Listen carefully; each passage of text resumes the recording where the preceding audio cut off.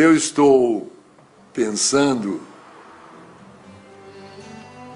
há muito tempo em propor um novo tipo de professor. É um professor que não ensina nada. Ele não é professor de matemática, de história, de geografia. É um professor de espantos. O objetivo da educação não é ensinar coisas, porque as coisas já estão na internet, estão por todos os lugares, estão nos livros. É ensinar a pensar, criar na criança essa curiosidade, que para mim, esse é o objetivo da educação, criar a alegria de pensar. Eu já tive uma experiência muito interessante com a menininha de 7 anos. Eu estava com a cabeça quente e eu resolvi então, para descansar a cabeça, fazer uma prateleira. Peguei minha serra circular, minha chave de fenda, as ferramentas. Levei ela para cima e comecei a me preparar. Nessa hora chegou a minha empregada com a filha dela. Só a empregada disse bom dia, eu cumprimentei e foi embora. A menina não foi embora, ela ficou parada lá. Ela estava intrigada com os objetos que estavam lá. Ela queria saber o que era aquilo. O que esse homem vai fazer com isso? Ficou parada lá. Aí eu peguei a trena, abri a trena. Ela disse, que é isso? Isso é uma trena. Para que serve a trena? Serve para medir. Como é que a trena mede? Vem cá que eu te mostro. Aí mostrei a trena, os centímetros. Eu disse para ela, presta atenção que de 10 em 10 risquinhos tem um risquinho vermelho. Você veja o que eu fiz? Eu ensinei o sistema decimal para ela. Ela percebeu que as coisas em pacotinhos de 10. Essa é a situação certa para o ensino. Quando o que o professor fala provoca a curiosidade da criança e a criança interage, a criança pergunta.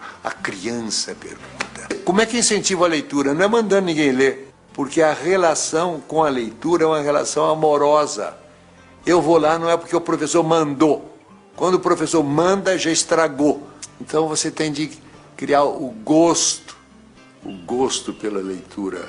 E você cria o gosto pela leitura, não mandando ler, mas lendo. Uma hora muito boa para a leitura é quando as crianças e os adolescentes vão para a cama. Então a mãe se assenta ao lado e vai ler um livro. A missão do professor não é dar respostas prontas, as respostas estão nos livros, estão na internet. A missão do professor é provocar a inteligência, é provocar o espanto, provocar a curiosidade.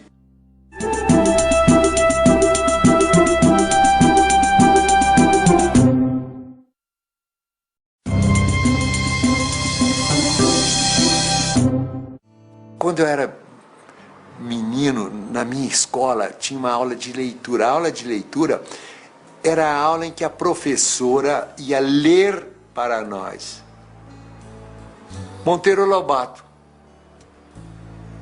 Ninguém faltava aula, era o silêncio absoluto. Não precisava o professor dizer, menino, silêncio, menino. Não tem. Na escola não pode ter essa palavra silêncio, porque naturalmente, se a escola é boa, as crianças vão fazer silêncio porque elas vão gostar daquilo que elas estão fazendo. Frequentemente, os professores só têm que repetir aquilo que já vem nas apostilas. Recebi uma carta do menino. Querido Rubem Alves, li o seu livro O Patinho que Não Aprendeu a Voar. Aprendi que liberdade é a gente fazer aquilo que a gente deseja muito. Eu quero ser livre. Ponto, parágrafo. Tem uma professora que é demais. Ela manda a gente ler os seus livros e grifar os encontros consonantais e os dígrafos. O que o menino vai fazer com o encontro consonantal? Para que serve isso? Para nada. E dígrafo, para que serve? Para nada. Era preciso que os professores parassem e dissessem, não vamos seguir o programa, vamos fazer as coisas que são essenciais no ambiente em que a criança vive. Então, eu diria que os professores teriam que fazer sempre essa pergunta. Isso que eu vou ensinar serve para quê? descobri em Portugal uma escola que me impressionou muitíssimo, chamada Escola da Ponte. Escrevi até um livro sobre ela. A escola com que sempre sonhei sem imaginar que pudesse existir. Os professores estão junto com os alunos para ajudar os alunos. Essa ideia do professor ir lá dar uma aula, ficar na frente, os alunos copiando, isso não existe. Os professores são companheiros dos alunos. Não tem nota. Nota é uma inverdade. É uma inverdade, porque aquilo que o aluno produz numa prova não revela o que ele pensa. A gente precisaria ter uma educação ligada com a vida, porque é para isso que a gente aprende, para viver melhor, para ter mais prazer, ter mais eficiência, poupar tempo, não se arriscar.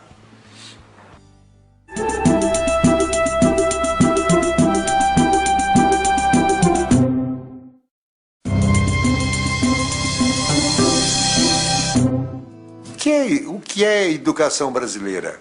Os vestibulares é que determinam a filosofia de educação das escolas. Ou seja, tanto assim que nos livros de problema sempre aparece embaixo ITA 1987, Unicamp.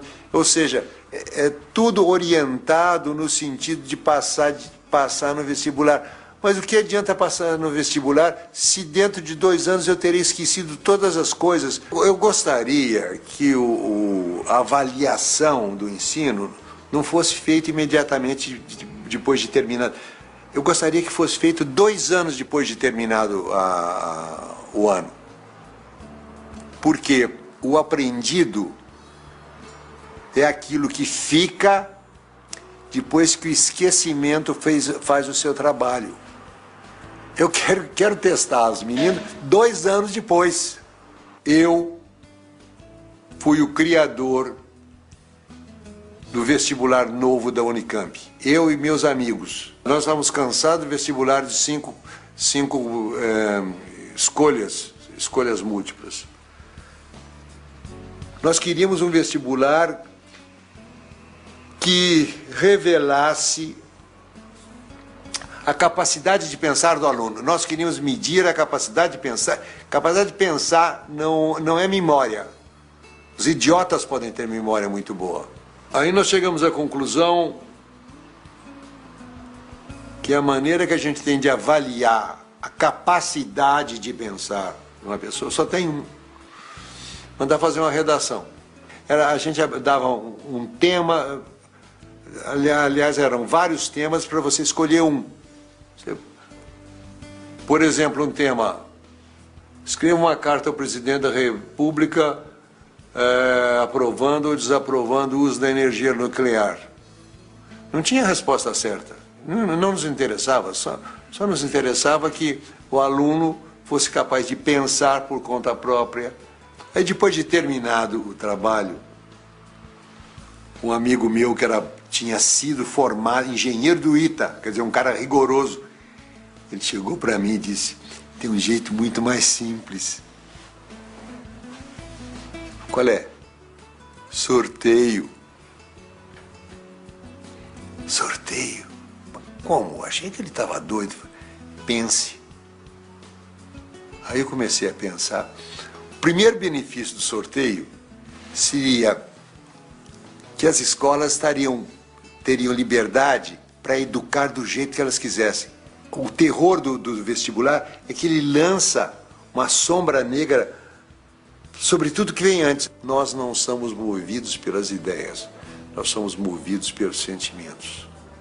Eu acho que a transformação da educação no Brasil, ela passa por dentro dos pensamentos e dos sentimentos dos professores. O professor é o ponto central de qualquer programa de transformação do ensino brasileiro.